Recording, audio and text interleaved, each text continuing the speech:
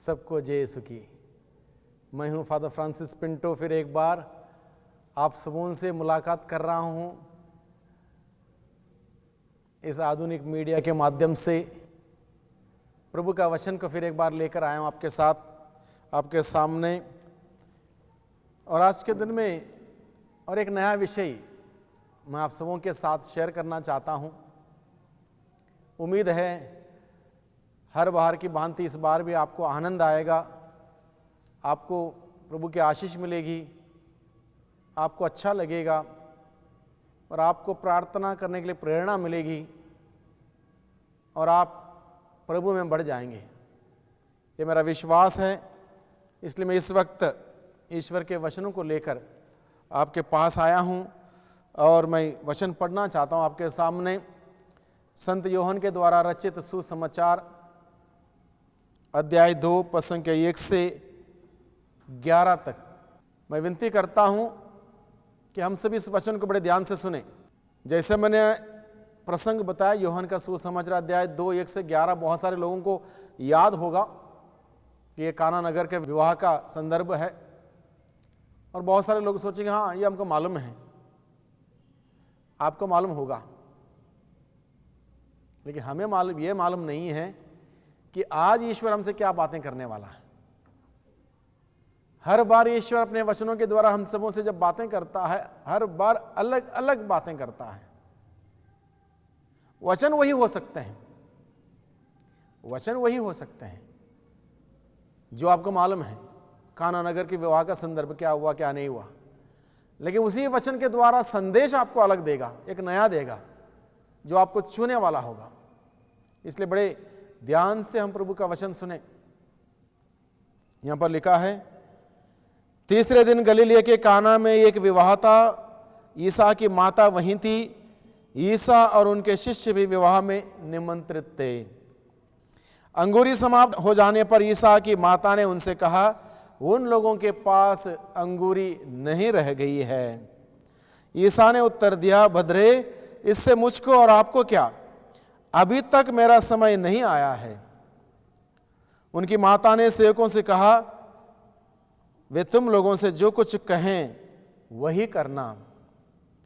वहां यहूदियों के शुद्धिकरण के लिए पत्थर के 6 मटके रखे थे, उनमें 2-2 3-3 मन समाता था।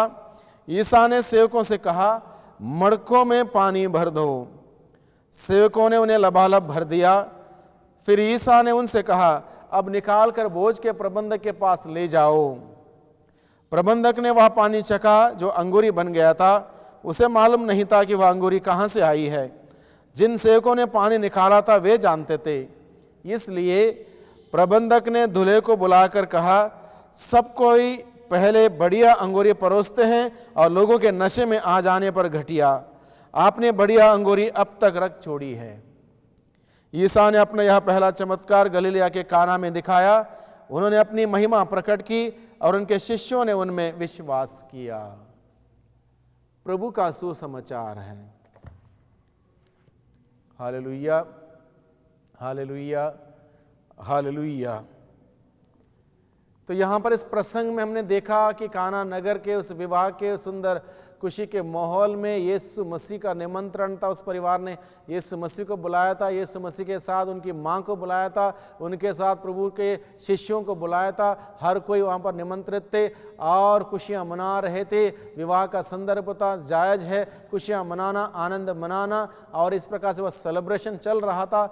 और जब सेलिब्रेशन इस प्रकार से चल रहा था, खुशियाँ मना रहे थे लोग, माँ मरियम ने एक बात वहाँ पर महसूस की। जो माहौल खुशियों का है, आनंद मनाने का है, सेलिब्रेशन का है, ये माहौल मातम में बदल सकता है, खुशियाँ लुप्त हो सकती हैं। इस बात को महसूस करते हुए वो अपने बेटे के पास जाके कहती है, उनके पास दाख का रस नहीं रह गया है। दाख का रस यानी कि अंगूरी का तात्पर्य यहाँ पर यह है, एक प्रकार की खुशियाँ, दाग का रस का अभाव यानी कि खुशियां समाप्त हो जाएंगी, खुशियों का अभाव रहेगा। इसका अर्थ यह है, हम इस बात को समझें। अंगूरी या दाख रस का मतलब यहाँ पर तात्पर्य यह है, वो खुशियाँ समाप्त होंगी, माहौल आनंद मनाने का वो दुख में बदल सकता है, मातम में बदल सकता है, खुशियाँ समाप्त हो सकती हैं, दुख वहाँ पर आ सकता है, टेंशन बढ़ सकता है, मुसीबत आ सकता है, इस प्रकार से एक प्रकार की बेइज्जती हो सकती है, अलग अलग प्रकार की सब नेगेटिविटी की बात यहाँ पर हम समझें। तो माँ से किसी ने जाके कहा नहीं कि ऐसा कुछ होने वाला, आप कुछ करो। उन्होंने महसूस किया, शी फेल्ट द नीड, उन्होंने महसूस किया ऐसा कुछ होने वाला है, इसलिए वो स्वयं इनिशिएटिव लेती है और अपने पुत्र के पास जाती है, प्रभु यीशु के पास जाती है और कहती है, बेटा उनके पास दाख का रस नहीं रह गया है। तो बेटे ने क्या उत्तर दिया? उसने ये नहीं कहा माँ, ये नहीं कहा बदरे, इससे मुझको और आपको क्या, इससे मुझको और आपको क्या। यही शब्द अगर आपको याद है, प्रभु यीशु मसीह सूली पर मर रहे थे, उस वक्त प्रभु ने अपनी मां को योहन को सौंपते हुए ये नहीं कहा मां ये तुम्हारा पुत्र है, ये नहीं कहा। क्या कहा? बदरे यह आपका बेटा है, आज से यह आपका बेटा है। प्रभु ने मरते वक्त अपनी मां को अपने प्रिय शिष्य योहन के हाथों में सौंप दिया और योहन से कहा, पुत्र यह तुम्हारी माता है। एक जिम्मेदारी सौंपी, अपने शिष्य को जिम्मेदारी सौंपी, ये मेरी मां थी आज तक, अब से यह तुम्हारी मां है, टेक केयर ऑफ हर। अपने शिष्य से प्रभु ने कहा, पुत्र यह तुम्हारी मां है। और मां से कहा, मां से मां नहीं कहा, मां से कहा, बदरे यह आपका पुत्र है, इसकी देखरेख करो।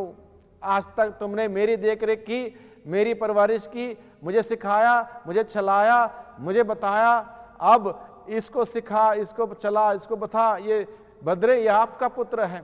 विच means you are mother for all the generations. You are not only the mother of me. That's what Jesus says. Therefore he never addressed Ma, he addressed Badre. Woman, behold your son. Badre यह आपका पुत्र है, यानी कि आज से आप इन सब की मां हैं। और हम सबों से क्या कहा यूहन्ना के माध्यम से? यह आपकी मां है, आज से यह तुम्हारा बेटा है। और बच्चों से कहा यह तुम्हारी माता है, जिम्मेदारी सौंपी। और यहां पर भी प्रभु यही कहता है, बदरे इससे मुझको और आपको क्या, आपको तो विवाह के इस शामिल होने के लिए बुलाया है, आप आनंद मनाइए, आप क्यों टेंशन ले रहे हैं। लेकिन मां को मालूम था बेटा उसकी बात को नहीं टुकराएगा, मां को मालूम था मां की बात को बेटा अनसुना नहीं करेगा, मां को विश्वास था मां की बात बेटा सुनेगा जरूर। इसलिए मां क्या बोलती है? प्रभु के शिष्यों को बोल के चली जाती है, वह तुमसे जो कुछ कहता है उसको करना, वह तुमसे जो कुछ कहता है उसी को करो। और वहां पर पत्थर के 6 मड़के रखे थे, उसमें प्रभु ने कहा मड़कों में पानी भर दो। उन्होंने लबालब पानी भर दिया। प्रभु ने कहा उसको निकाल के बोझ के प्रबंधक के पास ले जाओ, लेके गए। अब तो पानी दाख के रस में बदल गया था। तो मैं इस प्रसंग के माध्यम से आप सबों से यह बात शेयर करना चाहता हूं, हम लोग माता मरियम की मध्यस्थ पर क्यों विश्वास करते हैं और माता मरियम की मध्यस्थ पर विश्वास करते हुए क्यों प्रार्थना करते हैं।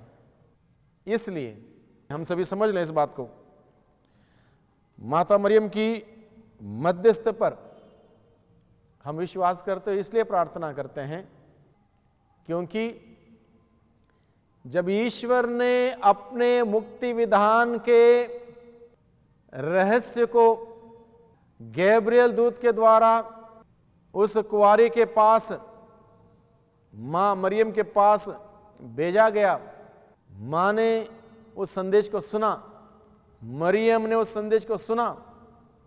क्या संदेश था?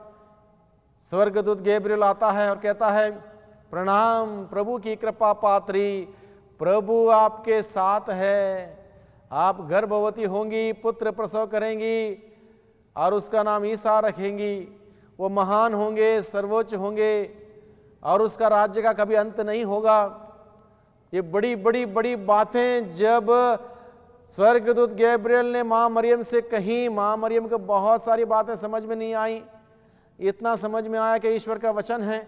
उन्होंने सुना, अपने दिल में संजोए रखा, ग्रहण किया, उसके अनुसार जीवन व्यतीत किया। उन सारी बातों को सुनने के बाद माँ ने एक महत्वपूर्ण स्टेटमेंट किया। वहां पर माँ ने महत्वपूर्ण बात बताई। क्या बात बताई? मैं आपकी दासी हूं, आपका कथन मुझ में पूरा हो जाए। I am the handmaid of the Lord, be it done to me in accordance to your word. मैं आपकी दासी हूं, आपका कथन मुझ में पूरा हो जाए। यानी कि मां क्या करती है? ईश्वर से जी हां कहती है। जी हां, मैं तैयार हूं। यह कहते हुए जी हां कहती, मैं आपकी दासी हूं। जी हां, मैं तैयार हूं। आपने जैसा कहा वैसे मेरे साथ हो जाए, मेरे जीवन में हो जाए, मैं तैयार हूं। और अपने आप को समर्पित किया। जी हां बोलने के साथ साथ समर्पित किया, अपना सर्वस्व, अपना जीवन ईश्वर के हाथों में दिया।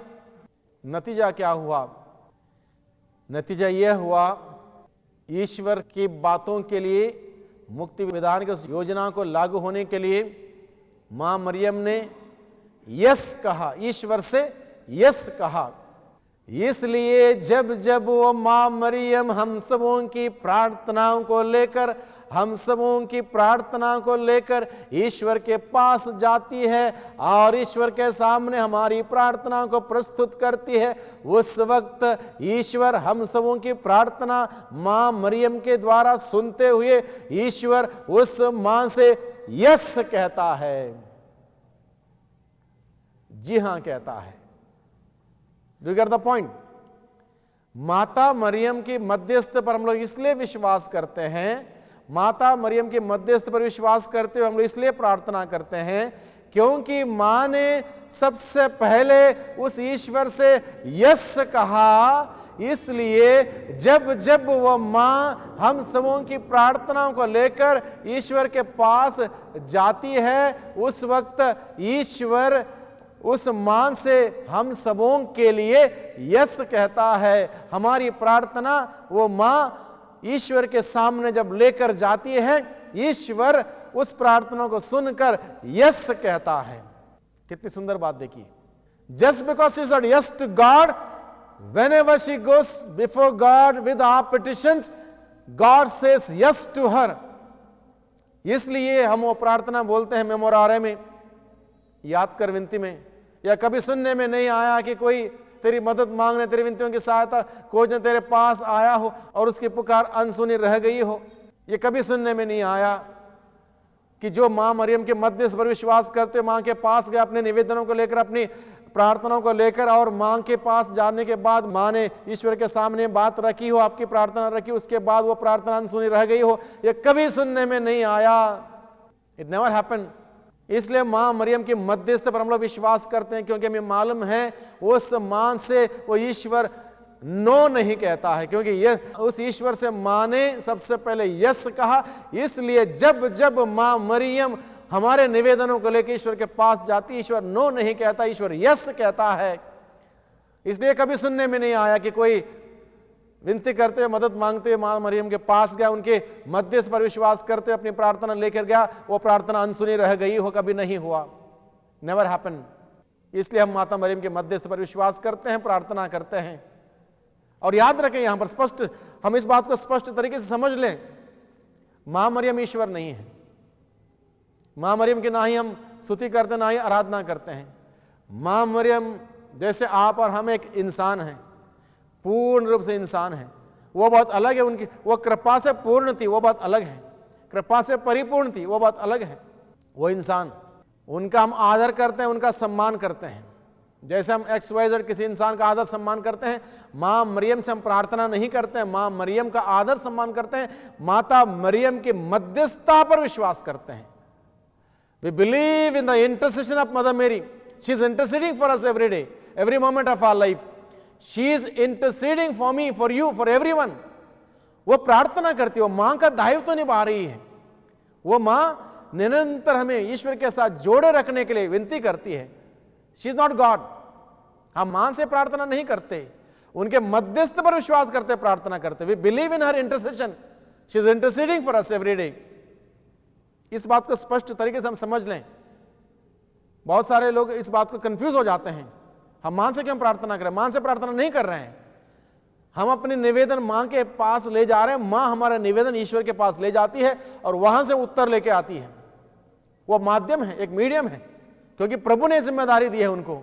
मरते वक्त योहन से कहा अपने प्रिय शिष्य से, पुत्र यह तुम्हारी मां है।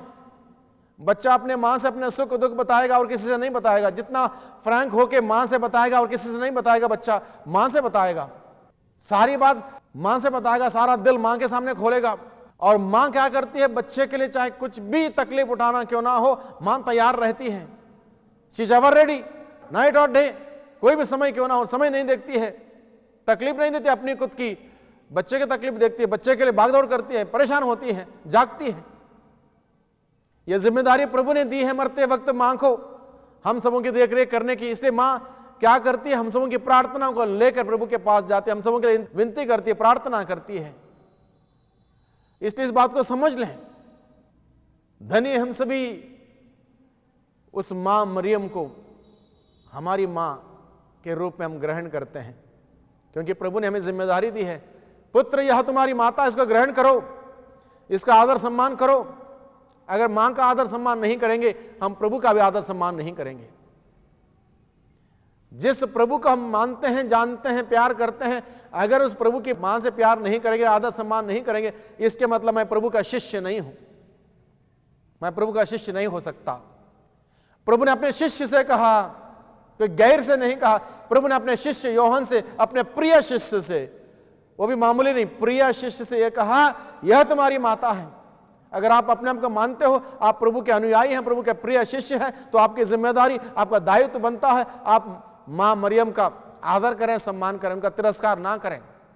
हालेलुया, हालेलुया, यीशु की स्तुति हो, यीशु को धन्यवाद। तो सुंदर बात आज के दिन में हमने, प्रभु ने हमसे की है, आज के दिन में हमें सिखाया है कि माता मरियम के मध्यस्थ पर हम विश्वास करते हुए हम प्रार्थना करें। मां हमारी प्रार्थना प्रभु के पास ले जाएगी, प्रभु उस प्रार्थना के लिए यस कहेगा और मां मरियम मध्यस्थ हम सबों के लिए उस प्रार्थना का उत्तर लेकर हमारे पास आएगी। इस प्रकार से हमें प्रभु के साथ जोड़े रखेगी। इसलिए इस वक्त उस मां से, मां का हम आदर सम्मान करते, मां के मध्यस्थ पर विश्वास करते, उस प्रभु से हम प्रार्थना करें। सर्वशक्तिमान पिता परमेश्वर, धन्यवाद देते हैं आपके जीवंत वचनों के लिए। जो वचन हमने सुना है, उस वचनों के द्वारा बहुत सारे बातें हमें स्पष्ट हुई हैं। माता मरियम को आपने हम सबों को दिया है हमारी माता के रूप में, और हमारी दायित्व और जिम्मेदारी है कि उस मां का आदर सम्मान करें। जब जब हमने इस प्रकार से आदर सम्मान नहीं किया, हम आपसे माफ़ी चाहते हैं, क्षमा की याचना करते हैं। प्यारे प्रभु, जब हम शक्ति मांगते हैं, सामर्थ्य मांगते हैं, हम मां मरियम का आदर सम्मान करते हुए उनके मध्यस्थ पर विश्वास कर सकें और हमारी प्रार्थना को मां के माध्यम से आपके चरणों तक पहुंचा सकें, जिससे कि प्रभु आप मां के द्वारा हम सबों को बहुतायत के आशीष प्रदान कर सकें। प्यारे प्रभु जी, इस दुआ को आपके सम्मुख रखते हैं, इसको सुनिए, कबूल कीजिए। दुआ करते हैं उद्धारकर्ता यीशु मसीह के नाम से, आमीन।